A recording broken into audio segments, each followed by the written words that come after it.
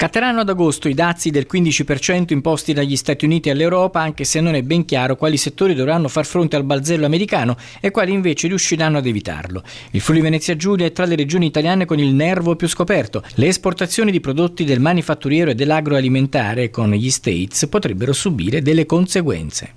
È difficile oggi capire come dobbiamo impostare i nostri investimenti e impostare lo sviluppo delle nostre imprese e lo sviluppo dei territori. Quindi è importante che su questo l'Europa si esprima a questo punto, perché naturalmente questa decisione è stata presa. Sicuramente io credo che ci saranno ancora dei margini di trattativa, soprattutto su delle tipologie di merci che possono essere esportate anche a dazi zero, però comunque dobbiamo partire da una situazione chiara e dobbiamo prendere atto che questa è la decisione e su questo dobbiamo muoverci.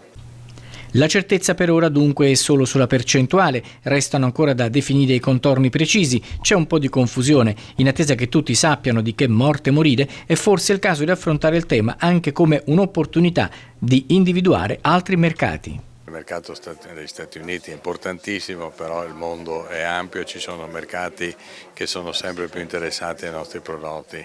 L'altro aspetto è che comunque siamo in un work in progress, nel senso che non c'è neanche la definizione degli accordi, ma già il giorno dopo hanno cominciato a dire ma questo ce lo siamo solo detti, questo è scritto su un pezzo di carta, questo è da definire, ci sono tutti i dettagli che riguardano l'agroalimentare, la farmaceutica.